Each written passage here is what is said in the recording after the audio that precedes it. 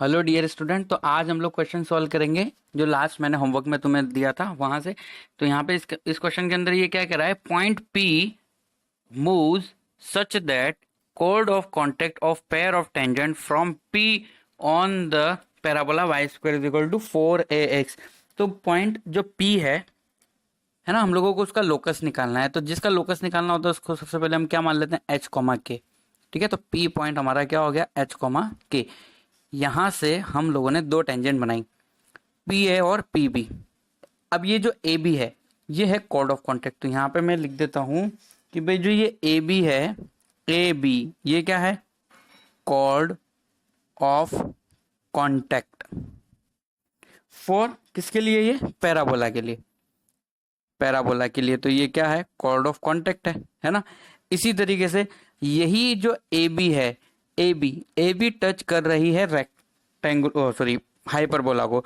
तो A B क्या भी है, ए बी है टेंजेंट टू हाइपरबोला। हाइपरबोला की इक्वेशन क्या लिखी हुई है, X square minus Y square is equal to C square. इस वाले के लिए ये क्या है, टेंजेंट है। तो सबसे पहले हम कॉर्ड ऑफ कॉन्टेक्ट की इक्वेशन निकाल लेते हैं ए बी की। ठीक है, तो ए बी की इक्वेशन क्या रहेगी, as a chord of contact से अगर हम लोग निकालेंगे तो टी बराबर जीरो, टी बराबर जीरो मतलब वाई स्क्वायर को हम लोग लिख सकते हैं के Y is equal to 4x को हम लोग लिख सकते हैं 2a x plus x one, मतलब एक्स प्लस क्या हो जाएगा h। तो ये इक्वेशन अगर हम कंपेयर करें इसको तो ये y बराबर क्या लिखा जा सकता है, इसको y बराबर लिखा जा सकता है 2a अपॉन के into x plus 2a h upon 2a h upon के। तो इस पूरी की पूरी इक्वेशन को तुम y बराबर एम एक्स प्लस सी से कंपेयर करा लो। तो m की वैल्यू तो कितनी है 2a अपॉन के और c की वैल्यू है 2a h अपॉन के। ओके, तो ये किसकी इक्वेशन है, कॉर्ड ऑफ कॉन्टेक्ट की इक्वेशन है और ए बी की भी इक्वेशन है। अब ना यही ए बी जो है क्या है, टेंजेंट है। टेंजेंट किसकी है, टेंजेंट ऑफ हाइपरबोला। हाइपरबोला की टेंजेंट के लिए सी स्क्वायर बराबर हम लोग क्या पढ़ते हुए आए हैं, a square m square minus b square. और यहाँ पे सबसे अच्छी बात है ए और बी दोनों के दोनों बराबर है और वो किसके बराबर है, सी स्क्वायर के। तो यहाँ से सी स्क्वायर कितना आना चाहिए, तो यहाँ से सी स्क्वायर मतलब ए स्क्वायर की वैल्यू यहाँ पे क्या है, सी स्क्वायर के बराबर है। तो हम लोग ऐसा लिख सकते हैं सी स्क्वायर एम स्क्वायर माइनस सी स्क्वायर। अब देखो यहाँ से ये सी की वैल्यू और यहाँ से ये सी की वैल्यू दोनों की दोनों सेम होनी चाहिए, क्योंकि ए बी जो है टेंजेंट भी है हाइपरबोला की और A B chord of contact भी है। तो हम लोग दोनों को क्या करा सकते हैं, कंपेयर करवा सकते हैं। तो यहाँ से सी स्क्वायर की वैल्यू निकालो तो ये कितनी हो जाएगी, 2a h अपॉन के का whole square is equal to, यहाँ तो सी स्क्वायर ऑलरेडी हमारे पास पहले से ही है तो ये कितना हो जाएगा सी स्क्वायर एम स्क्वायर। अब देखो ये जो एम ना, एम की वैल्यू यहाँ से पुट कर लो इधर, ताकि ये एम अननोन है तो पता लग जाएगा हम लोगों को। तो हम क्या लिख सकते हैं, सी स्क्वायर इंटू एम स्क्वायर, और एम की वैल्यू कितनी है 2a अपॉन के इस पूरे का होल स्क्वायर माइनस सी स्क्वायर। ओके, अब इस इक्वेशन को सॉल्व कर लो। तो है ना, इस इक्वेशन के अंदर h है उसको हम क्या रख सकते हैं x, और k है उसको y रख सकते हैं। तो इसको सॉल्व करने में हमारा आंसर आ जाएगा X square upon C square minus, minus नहीं शायद प्लस आना चाहिए, Y square upon 4a square is equal to 1। अब इस इक्वेशन को देख के ही कोई भी बता सकता है कि ये इक्वेशन किसकी है, इलिप्स की है ना। तो ऑप्शन ऐसा हो सकता था पैराबोला एलिप्स हाइपरबोला, या फिर ऑप्शन के अंदर हो सकता था इक्वेशन कि भाई वो इक्वेशन क्या होगी। तो इक्वेशन भी हम लोगों ने कैलकुलेट कर लिया, इक्वेशन से ही हम लोगों को पता लगा कि वो क्या है, एलिप्स। ओके, तो ये हम लोगों का आंसर था लास्ट दिए हुए क्वेश्चन का। ज़्यादा मुश्किल नहीं है, सिंपल सा क्वेश्चन था, है ना। डायग्राम बड़ा था आंसर सॉल्यूशन से ज़्यादा। तो ओके चलो नेक्स्ट ट्राई करते हैं। Find the equation to the locus of mid point of chord on hyperbola 2x square minus 3y square. तो सबसे पहले तो रेक्टेंगुलर बनाओ, ओ सॉरी हाइपरबोला बनाओ। तो ये हो गया हम लोगों की x एक्सिस और y एक्सिस। अब यहाँ पे हम लोगों को हाइपरबोला बना देना चाहिए, तो बना लेते हैं। एक ये वाली ब्रांच और एक इधर ब्रांच, ठीक है, ये ब्रांच हो गई। अब यहाँ पे वो क्या बात कर रहा है, find the equation of the locus of the mid point of code. तो पहले सबसे पहले कोड बना लो, ये कोड है, इस कोड के मिड पॉइंट का हमें लोकस बताना है। मिड पॉइंट को मान लेते हैं हम लोग कि उसके कोड m है और उसके कोऑर्डिनेट है h, के, कोई दिक्कत नहीं है। Locus of mid point of chord, और जो हाइपरबोला है, हाइपरबोला की इक्वेशन क्या है, 2x² minus 3y² is equal to 1। तो इतनी सी इक्वेशन है हाइपरबोला की, तो कोई दिक्कत नहीं है। इसको थोड़ा सा अगर मान लो हम चेंज करके लिखना चाहें या फिर ऐसे चलना, तो चलो, है ना, each of which makes angle 45 degree with x axis. Okay, तो जैसे कि ये जो लाइन है ये कितना एंगल बना रही है, यहाँ पे 45 डिग्री बना रही है। तो हम लोगों को इसके मिड पॉइंट का स्लोप निकालना है। तो सबसे पहले अगर मान लो इस कोड का नाम है ए बी, कोड का नाम क्या है, ए बी, तो ए बी क्या है, कोड ऑफ हाइपरबोला, है ना, उसका मिड पॉइंट पता है। जब भी हमें किसी कोड का मिड पॉइंट पता हो तो वो कोड चाहे सर्कल, पैराबोला, इलिप्स, हाइपरबोला किसी की भी हो, तो उस कोड की इक्वेशन हम हमेशा लिख सकते हैं टी बराबर S1 वाले फॉर्मूले से। टी का मतलब तो तुम्हें पता ही है, एक्स x1 प्लस y1 कर दो, और S1 का मतलब क्या है, एक्स वो h कोमा के सेटिस्फाई करवा दो उसके अंदर, है ना, ये भी पॉसिबिलिटी हो सकती है। तो इसको सॉल्व करेंगे तो हमारा कितना हो जाएगा, देखो ये 2xh, 2xh माइनस 3ky, है ना, -1 बराबर 0। और S1 का मतलब क्या है, S1 का मतलब है h कोमा के, उसके अंदर हम लोग क्या करवा सकते हैं, सेटिस्फाई करवा सकते हैं।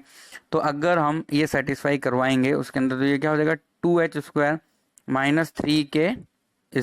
ओके, तो ये हो गया हम लोगों का।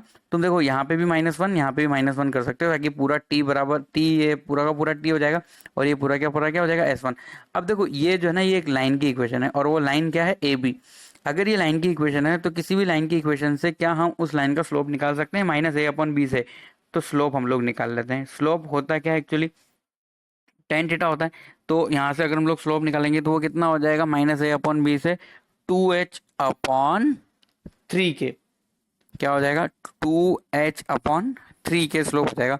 और वो हम लोगों को लिखा हुआ है tan 45 डिग्री, ऐसा लिखा हुआ है। तो अगर ये इक्वेशन है तो यहाँ पे h की जगह अब x रख दो, तो ये कितना हो जाएगा, 2x/3y is equal to tan 45 कितना होता है, 1। तो यहाँ से हम लोग y की वैल्यू लिख सकते हैं 2/3x। तो ये है लोकस मिड पॉइंट का, कोड के मिड पॉइंट का, वो सभी कोड के मिड पॉइंट का लोकस है ये, जो कोड एक्स एक्सिस के साथ 45 डिग्री एंगल बनाती है। तो इतना सा पूछा था हम लोगों से इस क्वेश्चन के अंदर, कोई दिक्कत नहीं थी, है ना। अब देखो हम लोग पढ़ेंगे equation of a hyperbola to two perpendicular lines. तो देखो इससे क्या मीनिंग है, इससे क्या हम लोग देखना चाहते हैं। तो देखो सिंपली हम लोग सबसे पहले एक काम देख लेते हैं, एक बात देख लेते हैं। जैसे कि सपोज करो हम लोग नॉर्मली हाइपरबोला के बारे में जानते हैं कि जैसे कि सपोज करो ये एक एक्स एक्सिस और वाई एक्सिस है, यहाँ पे हाइपरबोला ड्रॉ कर लिया जाए, हाइपरबोला की एक ब्रांच और ये दूसरी ब्रांच। अब देखो हाइपरबोला बनाने से पहले मैंने एक्स और वाई एक्सिस बनाई, मतलब मैंने क्या बनाया, दो परपेंडिकुलर लाइन बनाई, ठीक है। इस हाइपरबोला की इक्वेशन हम लोग मान के चल लेते हैं कि वो है x² minus y², x² minus y² is equal to 1। Okay, अब देखो यहाँ पर एक ऐसे ही रेंडमली कोई पॉइंट मान लो P x, y, है ना। तो अगर मैं तुमसे पूछना चाहूँ कि ये P है, तो P से x एक्सिस की डिस्टेंस क्या होता है, इसका y कोऑर्डिनेट, इसको पॉइंट दे दो m। और इसी P से y एक्सिस की जो डिस्टेंस है, अगर मान लो मैं इसको पॉइंट दे देता हूँ n, तो Pn है। तो यहाँ पर हम लोग बोल सकते हैं कि जो हम लोगों ने अभी अभी कैलकुलेट किया कि भाई x किसके बराबर है, देखो x, y कोई पॉइंट है ना, तो उसका जो x कोऑर्डिनेट होता है वो कौन सी एक्सिस से डिस्टेंस होती है, x कोऑर्डिनेट मतलब y एक्सिस से डिस्टेंस, मतलब हम लोग इसको क्या लिख सकते हैं, Pn लिख सकते हैं। इसी तरीके से y को मैं क्या लिख सकता हूँ, Pm, y को हम लोग क्या लिख सकते हैं, Pm। तो ये जो इक्वेशन है, ये इक्वेशन हाइपरबोला की अभी भी है, पर इस हाइपरबोला की इक्वेशन को मैं कैसे लिख सकता हूँ, देखो Pn का square upon a² minus y², अच्छा y नहीं लिखना, y की जगह हम लोग क्या लिख सकते हैं यहाँ पे, Pm, क्या लिख देते हैं, Pm का square upon b² is equal to 1, ठीक है। अब देखो यहाँ पे ये जो है Pn है, Pn को हम लोग लिख सकते हैं P1 का स्क्वायर, मतलब वो एक परपेंडिकुलर डिस्टेंस है, और वो परपेंडिकुलर डिस्टेंस किसकी है, Pn है perpendicular distance from P to y axis. तो उसको सपोज करो मैं मान लेता हूँ P1²। तो ये इक्वेशन कैसी हो जाएगा, P1² plus a upon a² minus P2 मान लो PM को upon B square is equal to 1। तो अभी तक तो कोई दिक्कत नहीं है, अभी तक तो सब कुछ समझ में आ रहा होगा। अब देखो यहाँ पे ये P1 है और ये क्या है, P2 है। अब जो हमारी जो परपेंडिकुलर लाइन थी वो क्या थी, अभी एक्स एक्सिस थी और क्या थी, वाई एक्सिस। अब अगर ऐसा हो जाए, if perpendicular distance P1 and P2 of point P, moving point बोल सकते हैं P को, from two mutually perpendicular coplanar straight line L1 and L2, मतलब मैं एक्स एक्सिस की जगह L1 और वाई एक्सिस की जगह मैं L2 बोल देता हूँ। तो सपोज करो कि भाई जो लाइन है एक्स एक्सिस और वाई एक्सिस नहीं है, वो दो अलग अलग लाइन है। L1 है कोई लाइन, वो है A1x plus B1y plus C1 बराबर 0। इसी तरीके से कोई L2 लाइन है A2x plus B2y plus C2 बराबर 0, है ना। जिस तरीके से x और y एक्सिस आपस में परपेंडिकुलर है, उसी तरीके से ये दोनों लाइन मैंने एक दूसरे के क्या ली है, परपेंडिकुलर लाइन ली है। तो अगर मान लो P1 जो है L1 से परपेंडिकुलर डिस्टेंस है, अगर P1 Px, y की, यहां पे देखो हम लोग लिख देते हैं if P1 is equal to perpendicular distance of Px, y, जो वेरिएबल पॉइंट है जो हाइपरबोला पे है, फ्रॉम L1। इसी तरीके से P2 को अगर मैं बोल देता हूं perpendicular distance of Px, y from L2। L1 और L2 x और y एक्सिस की तरह परपेंडिकुलर लाइन है और हाइपरबोला पर एक पॉइंट है Px, y, ठीक है। तो हम जिस तरीके से यहाँ पे P1 स्क्वायर अपॉन ए square minus P2 square upon B square लिख पा रहे हैं, उसी तरीके से हम लोग यहाँ के केस में भी लिख सकते हैं। तो P1 होगा क्या, x, y की L1 से डिस्टेंस, जिसका फॉर्मूला होता है A1x plus B1y plus C1 upon क्या लिखते हैं हम लोग, under root A1 square plus B1 का होल स्क्वायर। अब ये पूरा का पूरा P1 है, तो ये P1 का क्या, होल स्क्वायर, और डिवाइड में क्या लिख सकते हैं हम लोग, ए स्क्वायर माइनस P2 मतलब क्या, x, y की P2 से डिस्टेंस, मतलब A2x plus B2y plus C2 upon under root A2 का स्क्वायर प्लस B2 का स्क्वायर, और इस पूरे का होल स्क्वायर, क्योंकि P2 का होल स्क्वायर की बात हो रही है, upon B square is equal to 1। इतनी सी बात है। अब देखो अगर मान लो इसको हम डायग्राम से समझना चाहें, जैसा कि ऊपर हम लोगों ने एक्स और वाई एक्सिस के लिए बनाया हुआ है, वैसा का वैसा ही डायग्राम देखो हम लोग यहाँ पे भी देख सकते हैं। जैसे कि वो थोड़ी एक्स और वाई एक्सिस नहीं बनाएंगे, इस बार हम लोग दो परपेंडिकुलर लाइन बनाएंगे, सिंपली दो परपेंडिकुलर लाइन, एक ये वाली लाइन और एक इसकी परपेंडिकुलर, हम इस तरीके से लाइन बना देते हैं। अब यहाँ पे हम लोग हाइपरबोला बनाएंगे, तो हाइपरबोला हमारा कुछ इस तरीके से रहेगा, दोनों की दोनों उसकी ब्रांचेस हो गई यहाँ पे। ओके, अब यहाँ पे क्या करो, कोई भी एक पॉइंट ले लो P, क्या P, क्या ले लो एक पॉइंट, उसके कोऑर्डिनेट है x, y। यहाँ पे जो हम लोगों ने लाइन ली है, दो लाइन ली है, एक तो ले ली हम लोगों ने L1 और एक क्या ले लिया हम लोगों ने L2। L1 और L2, मान लो मैं इसको L1 बोल देता हूँ, इसको L2 बोल देता हूँ। तो L1 से जो डिस्टेंस है, ये जो L1 से डिस्टेंस है, इसको नाम देते हैं हम M पॉइंट, और L2 से डिस्टेंस है, उसको यहाँ पे हम दे देते हैं N पॉइंट। तो ये हमारा क्या क्या डिस्टेंस हो गया भाई, P1 हो गया और P2 हो गया। तो जो x और y एक्सिस थी उसको हम लोगों ने रोटेट कर दिया है, इस तरीके से हम लोग मान सकते हैं। अगर मैं x एक्सिस और y एक्सिस को रोटेट कर दूं तो x एक्सिस की इक्वेशन y बराबर 0 और y एक्सिस की इक्वेशन x बराबर 0 नहीं रहेगी, वो इक्वेशन हो जाएगी कन्वर्ट L1 और L2 में, जो यहाँ पे हम लोगों ने लिया है। क्या क्या इक्वेशन ले लिया हम लोगों ने, सेम वही A1x plus B1y plus C1 बराबर 0, और दूसरी लाइन ले ली हम लोगों ने A2x plus B2y plus C2 बराबर 0। ओके, तो ये हम लोगों का यहाँ पे किस किस की वैल्यू निकाल ली हम लोगों ने, यहाँ पे P1 स्क्वायर की निकाल ली और किसकी निकाल ली, P2 स्क्वायर की। अच्छा देखो यहाँ पे एक और कुछ चेंजेस हो सकते थे। चेंजेस क्या हो सकते थे, देखो यहाँ पे अगर तुम ध्यान से देखो तो मैं L1 परपेंडिकुलर टू L2 बोल रहा हूँ, है ना। तो अगर मैं L1 परपेंडिकुलर टू L2 बोल रहा हूँ, तो मतलब यहाँ पे जो L2 की इक्वेशन है हम थोड़ी सी चेंज करके लिख सकते हैं। थोड़ी सी चेंज करके कैसे लिख सकते हैं, देखो यहाँ पे देखो, है ना, इसके अंदर थोड़ा सा हम चेंज करते हैं कुछ कुछ। वो क्या चेंज कर देते हैं, देखो हम लोग, अगर L1 का slope minus A1 upon B1 है, तो L2 का स्लोप कितना होगा, B1 अपॉन A1। तो x और y के कोऑर्डिनेट ही तो चेंज हो जाएंगे बस। तो यहाँ पे हम इक्वेशन लिख सकते हैं सिंपली, देखो L2 की इक्वेशन हम इस तरीके से भी लिख सकते हैं, यहाँ पे थोड़ा सा ये चेंज कर दो। स्लोप अगर हमें पता है तो हम इसको क्या लिख सकते हैं, b1x, और यहाँ पे प्लस की जगह क्या लगा सकते हैं, माइनस, प्लस की जगह क्या लगा सकते हैं, माइनस a1। हाँ, बस c जो है वो चेंज हो जाएगा, c2 बराबर 0। तो देखो ये चेंजेस हम यहाँ पे भी कर लें तो ज़्यादा सही रहेगा।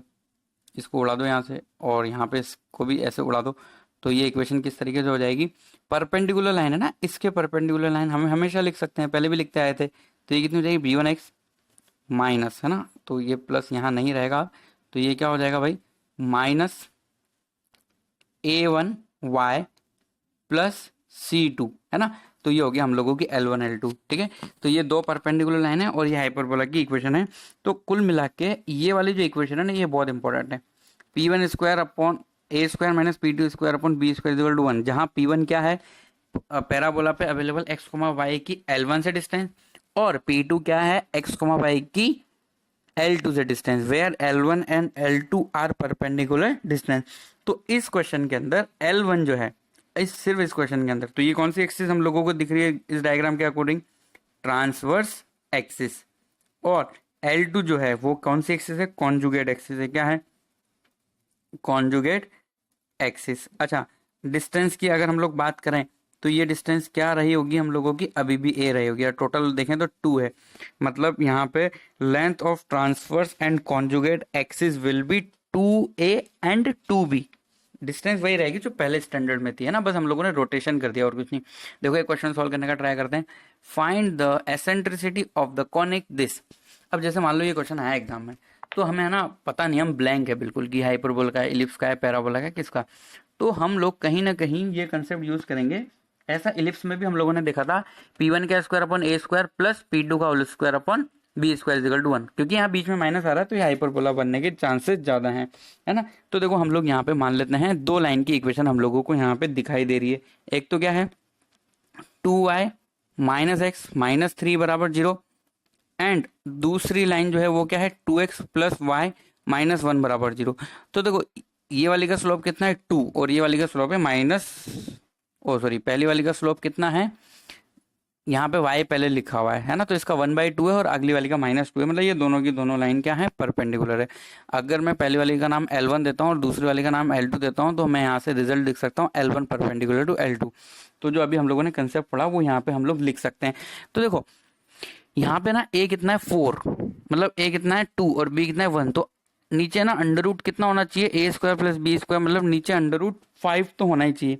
तो है ना, हम लोग क्या करते हैं, देखो p1 का इसको मतलब 5 से मल्टीप्लाई कर लेते हैं पूरी इक्वेशन को। तो हम इसको ऐसा लिख सकते हैं 4 इंटू 5, और ऊपर क्या लिखा जा सकता है, 2y माइनस एक्स माइनस 3 का whole square upon under root 5। अब ना ये जो होल स्क्वायर है इसको पूरे का ही कर दो, क्योंकि हम लोग 5 से मल्टीप्लाई डिवाइड कर रहे हैं और हम इसको क्या बनाना चाहते हैं, परपेंडिकुलर डिस्टेंस का होल स्क्वायर बनाना चाहते हैं, ठीक है। और फिर आगे क्या हो जाएगा, -9 इंटू 5, और डिवाइड वाला 5 किस तरीके से लिखेंगे ताकि वो फॉर्मूला जैसा बन जाए, 2x plus Y minus 1 upon under root 5, और इस पूरे का भी क्या, होल स्क्वायर।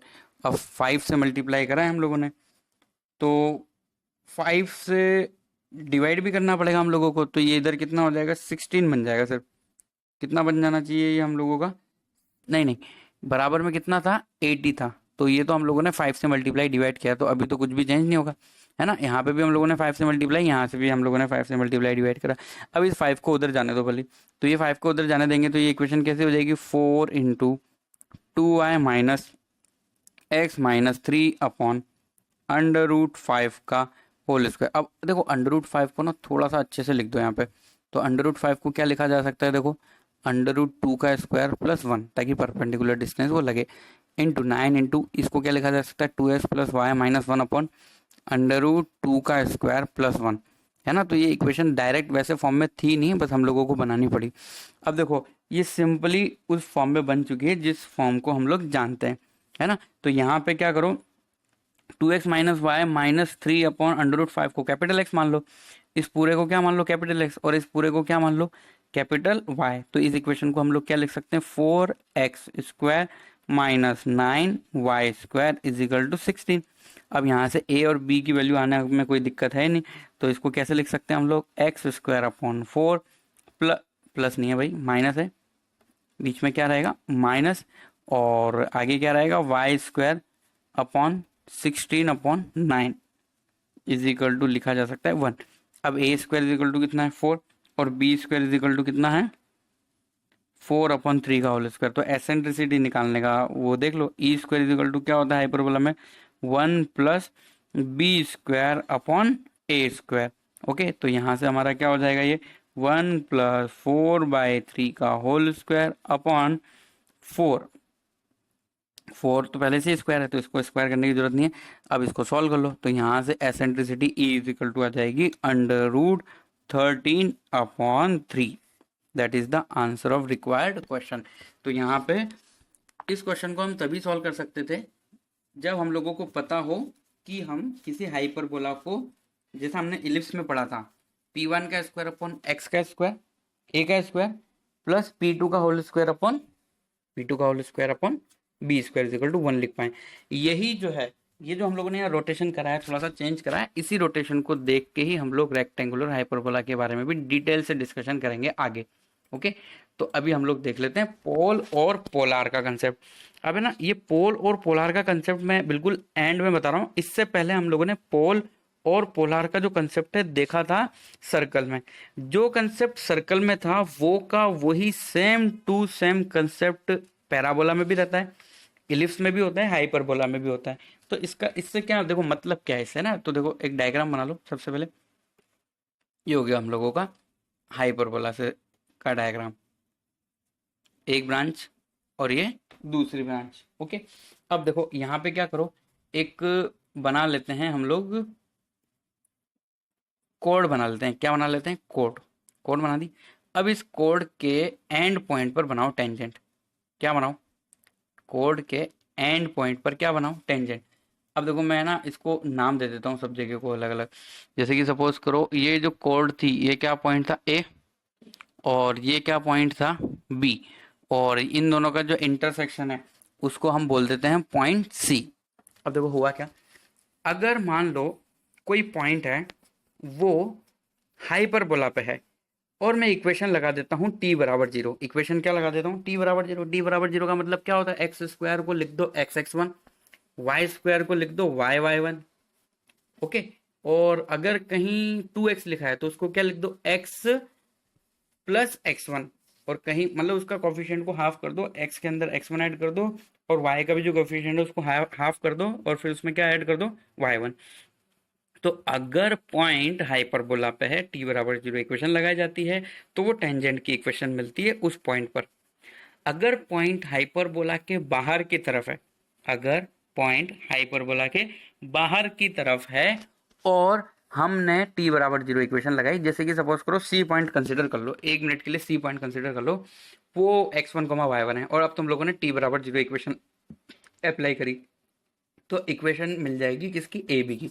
अब देखो ऐसे ही मैं ना एक पॉइंट हाइपरबोला के अंदर ले रहा हूँ, अंदर कोई भी पॉइंट ले लो तुम लोग p, उसके कोऑर्डिनेट है x1, y1, है ना। अब जो हाइपरबोला था वो क्या था, X square upon A square minus Y square upon B square is equal to 1। If p point inside of hyperbola, अगर p अंदर है, देन t बराबर 0 इक्वेशन जो होगी x1 upon A square minus y1 upon B square is equal to 1। ये एक line की equation होगी। अगर ये जो पॉइंट P है हाइपरबोला पे होता तो ये टेंजेंट होती, और अगर P बाहर होता, जैसे कि मैं C के लिए एग्जांपल बता रहा हूँ, तो AB मतलब ये कोड ऑफ कॉन्टेक्ट होता है ना। अब मान लो P अंदर है तो ये किसकी इक्वेशन है, तो इसको हम लोग बोलते हैं पोलार। क्या बोलते हैं, polar of point P।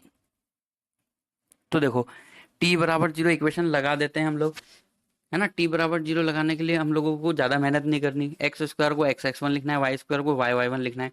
But point की पोजीशन चेंज होने पर t बराबर 0 का मीनिंग भी चेंज हो जाता है। जैसा कि पॉइंट अगर कर्व पे है तो t बराबर 0 इक्वेशन रिप्रेजेंट करता है टेंजेंट को, अगर पॉइंट बाहर है तो t बराबर 0 इक्वेशन रिप्रेजेंट करता है कोड ऑफ कॉन्टेक्ट को। अगर पॉइंट अंदर है और t बराबर 0 अप्लाई कर दिया गया है तो वो पोलार कहलाता है। अब देखो ये पोलार होता क्या है, जैसे कि मान लो ये एक पी पॉइंट था, तो यहाँ से जाने वाली मैंने कॉर्ड क्या बनाई, ए बी कॉर्ड बना दी। अब ये जो ए बी कॉर्ड बनाए हम लोगों ने, ए पर टेंजेंट बना दो और बी पे टेंजेंट बना दो। किस पर टेंजेंट बना दो, ए पर भी टेंजेंट बना दो और बी पर भी टेंजेंट बना दो। तो ये ए और बी पर बनाई हुई टेंजेंट सी पर इंटरसेक्ट कर रही है।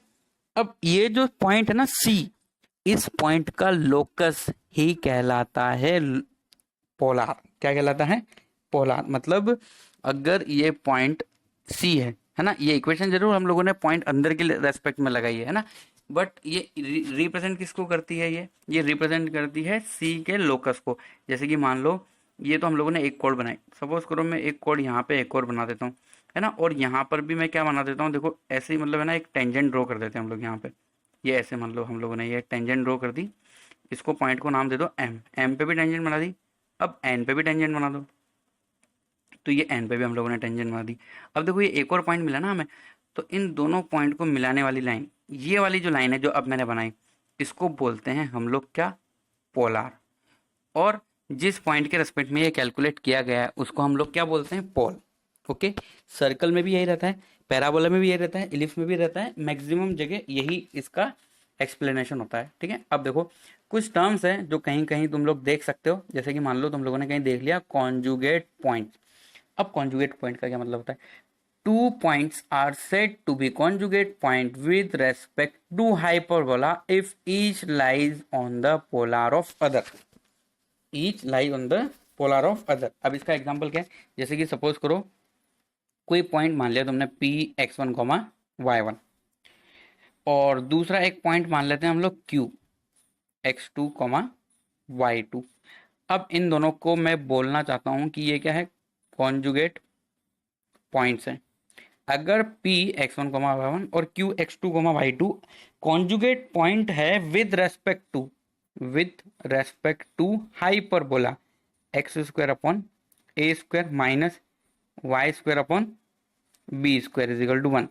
अगर ये एक दिए हुए हाइपरबोला के रेस्पेक्ट में कॉन्जुगेट पॉइंट्स है, तो इसका मतलब ये है, इसका मतलब ये है, देन लिख सकते हैं हम लोग, इस पूरे का मतलब क्या है, हम लिख सकते हैं P X one comma Y one lies the polar of X two comma Y two. मतलब हम लोग बोल सकते हैं P X one comma Y one lies on polar of, lies on the polar of point Q.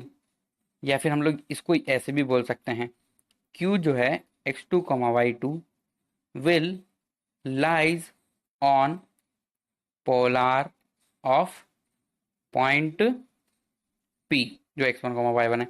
अब देखो हम लोग इसको मान के कुछ डेफिनेशन लिख देते हैं। तो सबसे पहले हम लोग क्या लिखेंगे, पोलार ऑफ क्यू। तो पोलार ऑफ क्यू अगर हम लोगों को लिखना है, क्यू पॉइंट क्या है, x two comma Y two. किसी भी पॉइंट के रेस्पेक्ट में पोलार निकलने का मतलब है टी बराबर जीरो। तो हम क्या लिख सकते हैं, X X two upon A square minus Y Y two upon B square is equal to one. अब ये किसका पोलार है, ये है पोलार ऑफ क्यू। अब इस पर कौन लाई करेगा, लाइज पी पॉइंट। मतलब यहाँ पे क्या लाई करेगा, पी पॉइंट लाई करेगा। मतलब इसको हम ऐसा लिख सकते हैं, एक्स की जगह X one X two upon A square minus Y two upon B square is equal to one. ये इतनी सी बात हो जाएगी। अगर दो point P X one comma Y one Q X two comma Y two एक दूसरे के कॉन्जुगेट है, इसका मतलब है पहले वाले के पोलर पे दूसरा लाई करेगा एंड दूसरा वाला का पोलर पे पहला वाला लाई करेगा। ठीक है, ये हम लोगों ने देखा। अब है ना, इसी के अंदर है ना, ये जो हम लोगों ने कॉन्जुगेट पॉइंट देखा, उसी तरीके से कॉन्जुगेट लाइन करके भी एक कंसेप्ट होता है ना, ये कभी कभी देखने को मिल जाता है। क्या, कॉन्जुगेट लाइंस। हम लोगों ने क्या देखा अभी, कॉन्जुगेट पॉइंट क्या भी होता है, कॉन्जुगेट लाइन भी होता है। तो हम इसकी डेफिनेशन कैसे बोल सकते हैं, ऐसा बोला जा सकता है, two lines are said to be conjugate lines with respect to hyperbola if each passes through the pole of other. तो इसकी डेफिनेशन हम लोग लिख सकते हैं यहाँ पे, two lines L1 and L2 are conjugate lines ये दोनों की दोनों कॉन्जुगेट लाइंस कहलाएगी, दोनों की दोनों किसके रेस्पेक्ट में, with respect to hyperbola x square upon A square minus Y square upon B square is equal to 1। If, ये है मेन बात, if each passes through each passes through the pole of other, the pole of other। मान लो एक line है, ठीक है, तो एक लाइन दूसरे वाली लाइन के पोल से गुजरनी चाहिए, और पहले वाली का जो पोलर है वो दूसरे वाले लाइन पे उस पर लाई होना चाहिए। इतनी सी बात है इसके अंदर, कॉन्जुगेट लाइन का मतलब है ना। अब हम लोग नेक्स्ट टॉपिक देख लेते हैं, डायमीटर। तो देखो ये डायमीटर जो है, अगर सर्कल का होता, तो ये तो हम बचपन से पढ़ते हैं 9th-10th क्लास से, हम सब जानते हैं कि डायमीटर क्या होता है सर्कल का। इसके बाद हम लोगों ने डायमीटर किसका देखा था, पैराबोला का। पैराबोला का डायमीटर भी हम लोगों ने देखा था, जिसके अंदर हम लोगों ने देखा था कि सेम स्लोप की बहुत सारी कोड बना दो, उन सबके मिड पॉइंट का लोकस को ही क्या बोला जाता है, डायमीटर। सेम इलिप्स में भी होता है, सेम हाइपरबोला में भी होता है। तो let's make a diagram first of all. तो ये हम लोगों ने देखो एक्स और वाई एक्सिस सबसे पहले ड्रॉ कर दी। अब यहाँ पे बनाया जाएगा, यहाँ पे बनाया जाएगा हाइपरबोला। ये लो, ये हाइपरबोला हो गया। अब क्या करो, सेम स्लोप की क्या बना दो, कोड बना दो सेम स्लोप की। जैसे कि मान लो ये मैंने एक कोड बनाई, सेम स्लोप की और भी कोड हो सकती है, और कोड बनाएंगे तो वो इंटरसेक्ट करती भी नहीं दिखेगी, तो इसलिए थोड़ा सा हाइपरबोला को और बड़ा बनाया जाए, ऐसे, है ना। अब बना लो वाली, तो और कोड, जैसे कि ये सेम स्लोप होना चाहिए सबका, क्या होना चाहिए सबका, सेम स्लोप। अब इसमें से किसी भी एक को पकड़ लो और उसका मिड पॉइंट को मान लो कि भाई वो पी है। जैसे मान लो मैंने इसमें से इस वाले को पकड़ लिया, इसका मिड पॉइंट है वो पी है, ये है एच कोमा के, क्योंकि इसी का हम लोगों को क्या निकालना है, लोकस निकालना है।